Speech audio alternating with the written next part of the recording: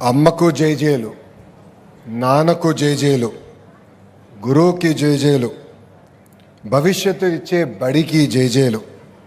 ఈరోజు ఈ mega parent teacher meeting సమావేశానికి విచ్చేసిన గౌరవ ముఖ్యమంత్రి శ్రీ నారా చంద్రబాబు నాయుడు గారికి, శాసనసభ్యులు మిత్రుడు నిమ్మక జయకృష్ణ గారికి, ఇక్కడ విచ్చేసిన ఐఏఎస్ అధికారులు కూనా శశిధర్ గారికి, విజయ రామరాజు గారికి, శ్రీనివాస్ గారికి, ఉపాధ్యాయులకి, తల్లిదండ్రులందరికీ నా హృదయపూర్వక నమస్కారం. తల్లి రుణం, తండ్రి రుణం, గురువు రుణం, ఇవి ప్రతి ఒక్కరూ తీర్చాల్సిన రుణం. శ్రీకాకుళంకి చెందిన కథ రచయిత కాశీపట్నం రామారావు గారు కొన్ని గొప్ప మాటలు చెప్పారు. దాంట్లో ఆయన చాలా స్పష్టంగా మనం తీర్చే రుణాల్లో ఇంకో ముఖ్యమైన రుణం ఉందని, అదే సామాజిక రుణం. సమాజం మన కోసం అనేక విధాలుగా సహకరిస్తారు, అండగా నిలబడతారు. అందుకే సమాజానికి మనం తిరిగి ఇవ్వాలనేది ఆయన పదే పదే చెప్పారు. బడి ద్వారా మనం సమాజానికి ఆ రుణం తీర్చుకుందాం. ఆయన ఇప్పుడు మన మధ్యలో లేరు, కానీ రాసిన కథనాలు, లక్షల కథనాలతో ఆయన ఏర్పాటు చేసిన కథ నిలయం కూడా ఈరోజు శ్రీకాకుళంలో ఉంది.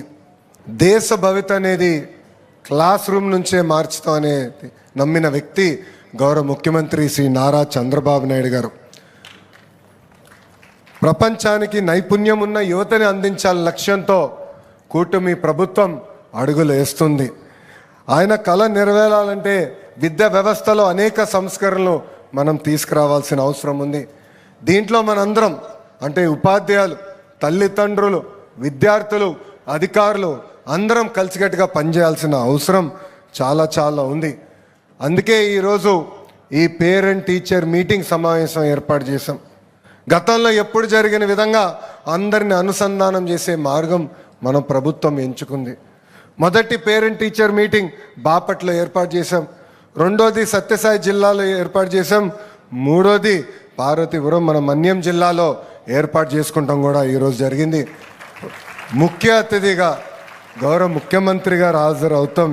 నిజంగానే నా అదృష్టంగా, ఒక విద్యాశాఖ మార్చులుగా నా అదృష్టంగా నేను భావిస్తున్నా. అభివృద్ధి వికేంద్రీకరణ గురించి పెద్ద ఎత్తున చర్చ జరుగుతుంది. అన్ని ప్రాంతాలు సమగ్రంగా అభివృద్ధి చెందాలనేది గౌరవ ముఖ్యమంత్రి గారి ఆలోచన. ఆ సమగ్ర అభివృద్ధి జరగాలంటే విద్యా వ్యవస్థ కీలకమైన పాత్ర వహిస్తుందని ఈ సభాముఖంగా తెలుపుతున్నాం. పిల్లల్ని చూస్తే నాకు దేవుళ్ళు కనపడతారు. పిల్లలు మన భవిష్యత్తు. పిల్లలంటే నాకు చాలా ఇష్టం. అందుకే గౌరవ ముఖ్యమంత్రి గారిని అడిగి నేను విద్యాశాఖని ఎంచుకుంటాం జరిగింది. ఈ పేరెంట్ టీచర్ మీటింగ్ చూస్తే చిన్నప్పుడు నేను పాఠశాలకు వెళ్ళినప్పుడు నా పేరెంట్ టీచర్ మీటింగ్ గుర్తొస్తుంది. పేరెంట్ టీచర్ మీటింగ్ అనగా నాకు బాగా భయం వేసేది చిన్నప్పుడు. ఎందుకంటే మాది ఒక అల్లరి బ్యాచ్. మా క్లాస్ టీచర్ నా పైన ఎప్పుడూ కంప్లైంట్ చేసేది మా తల్లికి. నా పేరెంట్ టీచర్ మీటింగ్కి ఏనాడు గౌరవ ముఖ్యమంత్రి గారు రాలేదు. అలాంటిది మీ పేరెంట్ టీచర్ మీటింగ్కి గౌరవ ముఖ్యమంత్రి గారు హాజరయ్యారు. ఎంత పని ఒత్తిడి ఉన్నా నా దేవాంశ్ పేరెంట్ టీచర్ మీటింగ్ నేను తప్పనిసరిగా వెళ్తా. అన్ని పనులు మానుకుని వెళ్తాను. ఎందుకంటే పిల్లల్ని పైకి తీసుకురావాలని బాధ్యత కేవలం ప్రభుత్వందే కాదు, ఇక్కడున్న తల్లిదండ్రుల పైన కూడా బాధ్యత ఉంది. అందరం కలిసికట్టుగా మాణిక్యాలని తయారు చేయాలి. ఈరోజు మేము చూసాం పిల్లలతో మాట్లాడడం ఎంత అద్భుతంగా, ఎంత కాన్ఫిడెన్స్తో మాట్లాడారంటే నేనే ఆశ్చర్యపోయా. వాళ్ళ వయసులో నేను అంత కాన్ఫిడెంట్గా మాట్లాడలేకపోయేవాడిని. ఇట్లా ఒక మీటింగ్ ఆర్గనైజ్ చేసి మాట్లాడాలంటే తడబడేవాడిని. అలాంటిది ఈరోజు మన పిల్లలు చూడండి ఎంత అద్భుతంగా ఈ కార్యక్రమం నిర్వహిస్తున్నారు. చదువు విలువ గురించి నేను ఒక ఉదాహరణ చెప్తా. అప్పటికి భారతదేశానికి స్వాతంత్రం రాల. ఒక పిల్లోడు చిన్న వయసులో తండ్రిని కోల్పోయారు. వాళ్ళ తల్లి రూపాయి జమ చేర్చి ఆ పిల్లోడిని చదివిస్తుంది. కరెక్ట్గా ఆ తల్లికి ఒకసారి ₹3 ఫీజు కట్టాల్సి వచ్చింది. డబ్బులు లేదు, ఏం చేయాలో తెలియని పరిస్థితి. ఏకంగా పుట్టింటి వాళ్ళు ఇచ్చిన ఆనాడు పట్టు చీరని తాకట్టు పెట్టి ఆ ₹3 తీసుకుని ఆ పిల్లోడికి మంచి పాఠాలు చెప్పించింది. అది చూసి ఆ పిల్లోడిలో కసి పెరిగింది, బాగా చదవాలి, ఆ చీర తిరిగి మా అమ్మకి ఇప్పించాలని. ఒక బ్యారిస్టర్ అయ్యాడు, ఏకంగా ఒక పేపర్కి ఎడిటర్ అయ్యారు ఆ వ్యక్తి అహర్నిశలు కష్టపెట్టారు. స్వాతంత్రం కోసం పోరాడి భారతదేశానికి స్వాతంత్రం తీసుకొచ్చిన వ్యక్తి, ఏకంగా ఆంధ్ర రాష్ట్రానికి తొలి ముఖ్యమంత్రిగా నిలబడిన వ్యక్తి. ఆ వ్యక్తి పేరే ఆంధ్ర కేసరి టంగుటూరి ప్రకాశం పంతులు గారు.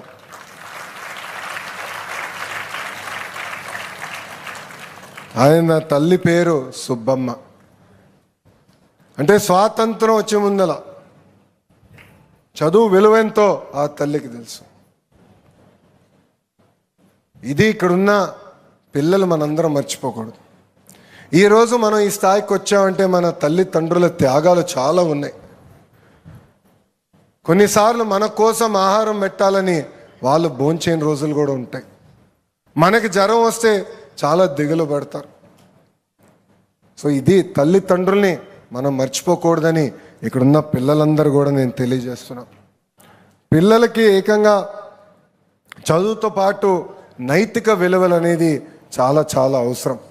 ఇప్పుడే తమ్ముడు చాలా బాగా మాట్లాడాడు, ఎంత అద్భుతంగా మాట్లాడాడు.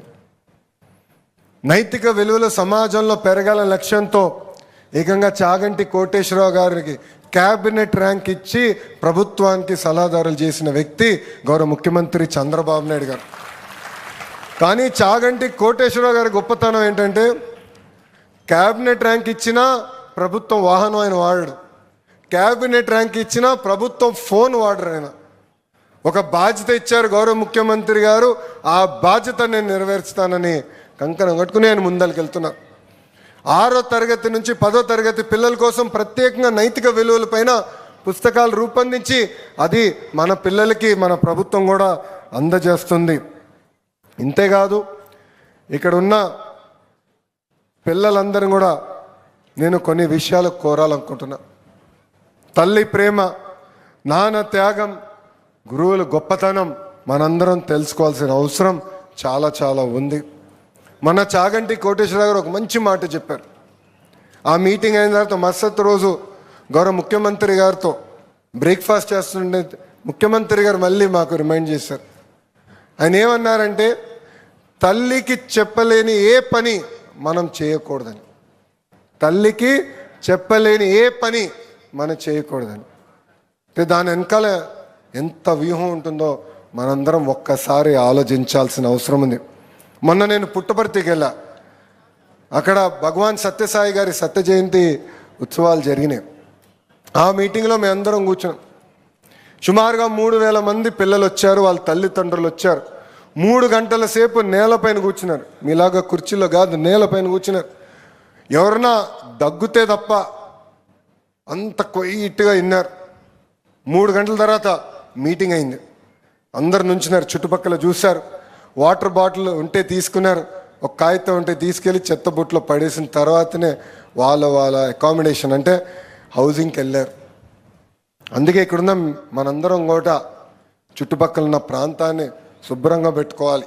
ఇది కేవలం పక్కోడి సమస్యనో ప్రభుత్వ సమస్యతో కాదు, ఇది మన సమస్య. ఇక్కడ చూస్తున్నా కొన్ని వాటర్ బాటిల్స్ ఉన్నాయి. మీటింగ్ అయిన తర్వాత అందరూ వాటర్ బాటిల్స్ తీసుకుని చెత్త బుట్టలు వేయాలి. మొత్తం ప్రాంగణాన్ని శాశ్వతంగా శుభ్రంగా పెట్టుకోవాల్సిన బాధ్యత ఇక్కడ మన అందరిపైన ఉందని సభాముఖంగా మీ అందరు తెలియజేస్తున్నాం. మొన్న రాజ్యాంగం దినోత్సవం జరిగింది. గౌరవ ప్రధానమంత్రి శ్రీ నరేంద్ర మోడీ గారు అన్ని రాష్ట్రాల్లో మీకు తోచిన విధంగా ఏర్పాటు చేయండి, ప్రజల్లో చైతన్యం తీసుకురండి అని చెప్పారు. మొదటిసారి జరిగినప్పుడు నేను అంత ప్రిపేర్డ్గా లేను.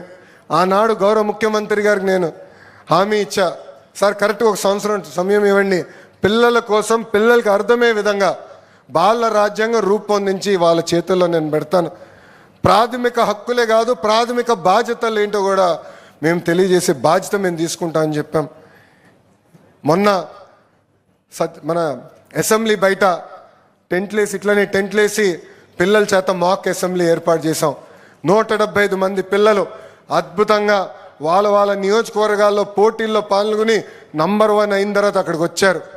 ఇన్ఫ్యాక్ట్ శాసనసభ్యుల కన్నా అద్భుతంగా ఆ రోజు పిల్లలు ప్రజల సమస్యలపైన చర్చించి మాట్లాడి పోరాడి ఒక దిశ నిర్దేశనం మా అందరికి ఇచ్చారు. ఇక్కడున్న తల్లిదండ్రులు పిల్లలందరూ ఒక విషయం గుర్తుపెట్టుకోవాలి, మహిళల్ని గౌరవించాల్సిన బాధ్యత మనందరిపైన ఉంది. తెలుగు వాడక భాషలో కొన్ని పదాలు వాడతారు, అది నేను ఎప్పుడైనా బాధ కలుగుతుంది. మహిళల్ని కించపరిచే విధంగా వాడతారు. గాజులు తొడుక్కున్నావా, చీర కట్టుకున్నావా, అమ్మాయిలాగా ఏడవద్దు, అమ్మాయిలాగా వివరించదనే ఇంట్లో వాడక భాషలో ఈ పదాలు వాడతాం.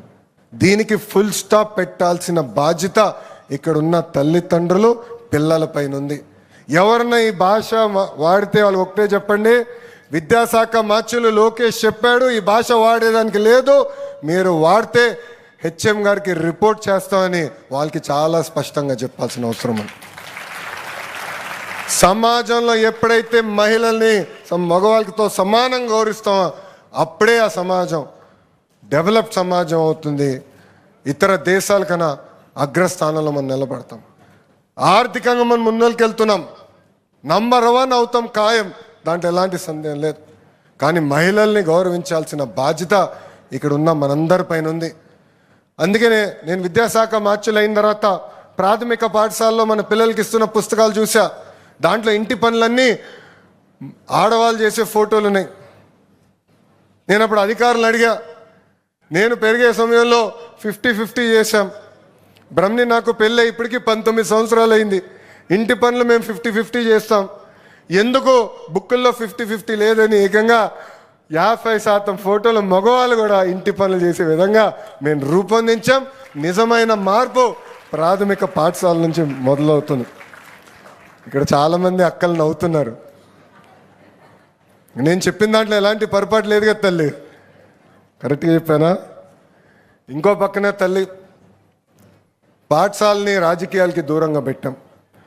మీరు చూస్తే రాజకీయ నాయకుల పేరులతో స్టూడెంట్ కిట్ ఇవ్వలేదు. సర్వేపల్లి రాధాకృష్ణ గారి పేరుతో స్టూడెంట్కి ఇచ్చాం. డొక్కా సీతమ్మ గారి పేరుతో మధ్యాహ్నం భోజనం పథకం ఏర్పాటు చేస్తున్నాం. మీరు చూడండి, మీ పిల్లలకి అందించిన పుస్తకాల్లో కానివ్వండి, మెటీరియల్లో కానివ్వండి, చివరికి ఇక్కడున్న ఫ్లెక్సీలో కూడా గౌరవ ముఖ్యమంత్రి గారి ఫోటో కానివ్వండి, ఉప ముఖ్యమంత్రి గారు పవన్ అన్న గారి ఫోటో కానివ్వండి, లేదంటే విద్యాశాఖ మార్చులుగా నా ఫోటో కానివ్వండి, ముందు మాట కానీ ఎక్కడా లేని పరిస్థితి. ఎందుకంటే రాజకీయాల్ని పాఠశాలకు దూరంగా పెట్టాలనేది గౌరవ ముఖ్యమంత్రి గారు నాకు ఇచ్చిన ఆదేశాలు, అది తూచా తప్పకుండా మేము అమలు చేస్తున్నాం. అనేక సంస్కరణలు తీసుకొచ్చామమ్మా. 9600 పాఠశాలలో 1 క్లాస్ 1 టీచర్ విధానం తీసుకొచ్చాం. కరికులంని బలోపేతం చేస్తున్నాం. ఇప్పుడే గౌరవ ముఖ్యమంత్రి గారు చూపించాం క్లిక్కర్ టెక్నాలజీ ఎలా వాడచ్చని. కేవలం పాఠాలే చెప్తాం కాదు, దాంట్లో ఎంతవరకు నేర్చుకున్నారు, డెప్త్ ఎంతవరకు వచ్చిందో నేరుగా తెలుసుకునేదానికి క్లిక్కర్ టెక్నాలజీ తీసుకొచ్చాం. పైలట్ ప్రాజెక్ట్ మన పాఠశాలలో అమలు చేశాం, అది కూడా ముందలు తీసుకెళ్తాం. ఉపాధ్యాయులు గతంలో ట్రాన్స్ఫర్ అవ్వాలంటే ఇబ్బంది పడ్డేవారు. ట్రాన్స్పరెంట్గా భారతదేశంలో ఏ రాష్ట్రంలో లేని విధంగా ఒక టీచర్ ట్రాన్స్ఫర్ యాక్ట్ వాళ్ళ కోసం తీసుకొచ్చాం. ఇన్ సర్వీస్ టీచర్స్ కూడా ఏకంగా ఈ టెట్ ఆప్షనల్ చేశాం. ఉత్తమ ఉపాధ్యాయుల్ని ఎక్స్పోజర్ విజిట్స్ కోసం ఫిన్లాండ్, సింగపూర్ లాంటి దేశాలు కూడా పంపించాలని గౌరవ ముఖ్యమంత్రి గారు నాకు ఆదేశాలు కూడా జారీ చేశారు. త్వరలో వాళ్ళు కూడా ఇతర దేశాలకు పంపించి అక్కడ నేర్చుకుని తిరిగి వచ్చి ఇక్కడ ఆ క్వాలిటీ ఎడ్యుకేషన్ ప్రభుత్వ పాఠశాలలో అందజేసే బాధ్యత ఒక విద్యాశాఖ మార్చులుగా నేను తీసుకుంటానని ఈ సభాముఖం మీ అందరికీ నేను హామీ ఇస్తున్నా. ఇంతేకాదు, లీప్ యాప్ ఏర్పాటు చేశాం. ఇక్కడున్న తల్లిదండ్రులు అడుగుతున్నా, ఎంతమందికి లీప్ యాప్ గురించి తెలుసు? తెలుసు అన్న వాళ్ళు చేతులు పైకెత్తండి. చాలా తక్కువ మంది ఉన్నారు ఇక్కడ. అంటే నేను ఎక్కడో ఒక ఆలోచనలో ఉన్న ఫీల్డ్ ఇంప్లిమెంటేషన్కి వచ్చి గల చాలా గ్యాప్ వస్తుంది. అధికారులందరూ తెలియజేస్తున్నా, ఇమ్మీడియట్గా మనం తల్లిదండ్రులకి మెసేజ్ ద్వారా, ఈవీఆర్ఎస్ ద్వారా, వాట్సాప్ ద్వారా, SMS ద్వారా లీప్ యాప్ గురించి తెలియజేయాల్సిన బాధ్యత మనందరి పైన ఉంది. ఈ లీప్ యాప్ ద్వారా మీ పిల్లల మార్కులు, అటెండెన్సు, ఏ సబ్జెక్టులో వెనకబడ్డారో నేరుగా తెలుసుకోవడానికి మీకు అవకాశం ఉంటుంది. మీ పిల్లలకి ఏ సబ్జెక్ట్, ఏ టీచర్ కూడా నేర్పిస్తారనేది నేరుగా తెలిసేదానికి అవకాశం ఉంటుంది. ఆ లీప్ యాప్ గూగుల్ ప్లే స్టోర్లో ఉంది, అది డౌన్లోడ్ చేసుకోండి, రిజిస్టర్ అవ్వండి. ఆ లీప్ యాప్ ద్వారా తల్లిదండ్రుల్ని, ఉపాధ్యాయుల్ని, పిల్లల్ని అనుసంధానం చేసే లక్ష్యంతో మేము పనిచేస్తున్నామని ఇక్కడున్న తల్లిదండ్రులందరూ కూడా తెలియజేసుకుంటూ, చివరిగా ప్రభుత్వ పాఠశాలలు అంటే కొంతమందికి చిన్న చూపు ఉంది. ఆ మైండ్ సెట్ మార్చాల్సిన బాధ్యత ఒక విద్యాశాఖ మార్చులుగా నా పైన ఉంది. గౌరవ ముఖ్యమంత్రి గారు ఇప్పుడే కిందికి వస్తున్నప్పుడు ఆయన అడిగారు, భారతదేశంలో Andhra model of education number 1 ఎప్పటికల్లా మీరు చేస్తారని. నాకు తెలుసు ఆయనకు హామీ ఇస్తే మళ్ళీ ఆ రోజు నుంచి నేను పరిగెత్తిస్తాడు అది. అందుకే ఒక సంవత్సరం ఎక్కువ తీసుకుందని, సార్ 2029 కల్లా నేను నంబర్ 1 చేసే బాధ్యత తీసుకుంటాను. సీరియస్గా నా వైపు చూశాడు ఆయన. మీరు చప్పట్లు కొడుతున్నారు, ఆయన కొట్టలేదు. ఆయన నా వైపు సీరియస్గా చూసుకుని, ఒక పక్కన ఐటీ శాఖ మార్చులు మీరే, విద్యాశాఖ మార్చులు మీరే, బాధ్యత మీ పైన ఉంది. టెక్నాలజీతో జోడించి మెరుగైన విద్య అందించండి. కేవలం 2 సంవత్సరాలు ఇస్తున్న ఆంధ్ర మోడల్ ఆఫ్ ఎడ్యుకేషన్ భారతదేశంలోనే నంబర్ 1 చేయండి అనే ఆదేశాలు ఆయన ఈరోజు నాకు జారీ చేశారు. ఆ ఆదేశాలు తప్పనిసరిగా మేము స్వీకరిస్తాం. 100% భారతదేశంలోనే నంబర్ 1 చేసే బాధ్యత మేము తీసుకుంటామని ఈ సభాముఖంగా గౌరవ ముఖ్యమంత్రి గారికి నేను హామీ ఇస్తూ, వెనుకొండి నాకెప్పుడు సలహాలు ఇస్తున్న ఒక వ్యక్తి, ఆయన గౌరవ ఉప ముఖ్యమంత్రి, నాకు అన్న సమానమైన పవన్ అన్న గారు. క్యాబినెట్ మీటింగ్ కరెక్ట్గా ముందెళ్తాం ఒక 15-20 నిమిషాలు ఉంటుంది. ఎప్పుడెళ్ళి అన్ని కలుస్తా, డిస్కస్ చేస్తాం. మధ్యాహ్నం భోజనం విషయంలో కానీ, స్కూల్ కిట్ గురించి కానీ, కరికులం గురించి కానీ, మహిళలు గౌరవిస్తాం విషయంలో కానివ్వండి, ఇవన్నీ మేము డిస్కస్ చేస్తాం. ఇది ఎందుకు చెప్తున్నానంటే టీం వర్క్గా మేము పనిచేయాలి. మీ పిల్లల గురించి అందరం ఆలోచిస్తున్నాం. నాకు కూడా టైం టు టైం సలహాలు ఇచ్చి నడిపిన గౌరవ ఉప ముఖ్యమంత్రి గారికి, పవనన్నకి ఈ సభాముఖంగా నా కృతజ్ఞతలు కూడా తెలుపుకుంటూ, ఈ సభాముఖంగా ఆంధ్ర రాష్ట్రంలో ఉన్న తల్లిదండ్రులందరూ కూడా ఒక విషయం చెప్పాలనుకుంటున్నా. ఈరోజు ప్రభుత్వ పాఠశాలలో అద్భుతమైన యూనిఫామ్లు ఇస్తున్నాం, పుస్తకాలు ఇస్తున్నాం, బ్యాగులు ఇస్తున్నాం, చివరికి షూస్ కూడా ఇస్తున్నాం. ఏదో చదువుతో కాదు, పాఠాలతో పాటు ఆటలు, యోగా, ఇవన్నీ కూడా మేము నేర్పిస్తున్నాం. నైతిక విలువలు కూడా పిల్లలకి అందజేస్తున్నాం. రండి, మీ పిల్లల్ని కూడా ప్రభుత్వ పాఠశాలలో చేర్చండి. కలిసిగట్టుగా మాణిక్యాలని తయారు చేసే బాధ్యత మనందరం తీసుకుందామని ఈ సభాముఖంగా ఆంధ్ర రాష్ట్ర ప్రజలందరికీ నేను పిలుపునిస్తూ, నాకింత అద్భుతమైన అవకాశం ఇచ్చిన గౌరవ ముఖ్యమంత్రి గారికి నా హృదయపూర్వక ధన్యవాదాలు తెలియజేసుకుంటున్నా. ఎందుకంటే ఎప్పుడు నేను ఏం అడిగినా విద్యా విధానంలో అనేక సంస్కరణలు తీసుకురావాలనుకుంటున్నాను సార్. ఇట్లా చేయాలనుకున్నప్పుడు క్యాబినెట్ మీటింగ్లో కూడా అద్భుతంగా చర్చలు జరుగుతున్నాయి. టీచర్ ట్రాన్స్ఫర్ యాక్ట్ మీద సుమారుగా 30 నిమిషాల పాటు చర్చ జరిగింది. పర్ఫార్మెన్స్ ఇంప్రూవ్ చేయండి, లెర్నింగ్ అవుట్కమ్స్ ఇంప్రూవ్ చేయండి అని వెనుకొండి మమ్మల్ని నడిపిస్తున్న గౌరవ ముఖ్యమంత్రి గారు. నవ్వుతా నేను ఎప్పుడు చెప్తా ఉంటా, యువకులం, ఉత్సాహవంతులం, మిసైల్ లాంటి వాళ్ళం. కానీ గౌరవ ముఖ్యమంత్రి గారు ఆయనకున్న అనుభవాలతో ఆయన GPS లాంటి వారు. అంటే మిసైల్ ఎక్కడికి వెళ్ళాలి, సరే డైరెక్షన్లో వెళ్తుందా లేదా అని టైం టు టైం చెక్ చేస్తూ మాకు చెప్తూ ఉంటారు. లేదంటే మేము మా పైన పడి మొత్తం సెల్ఫ్ డిస్ట్రక్షన్ చేసే పరిస్థితి కూడా ఉంటుంది. అందుకే అద్భుతమైన టీం ఉంది.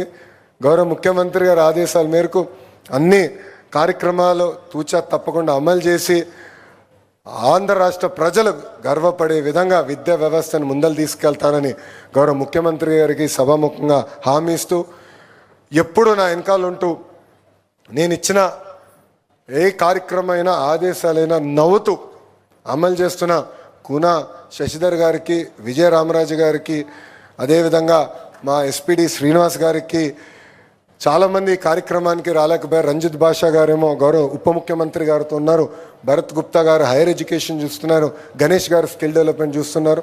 మనందరం ఒక పవిత్రమైన బాధ్యత తీసుకున్నాం, మనందరం కలిసికట్టుగా ముందరికి వెళ్తున్నాం. గౌరవ ముఖ్యమంత్రి గారు గర్వపడే విధంగా అందరం పనిచేయాలని ఈ సభాముఖంగా వాళ్ళందరూ కూడా తెలియజేసుకుంటూ నేను మీ అందరి దగ్గర నుంచి సెలవు తీసుకుంటున్నాను.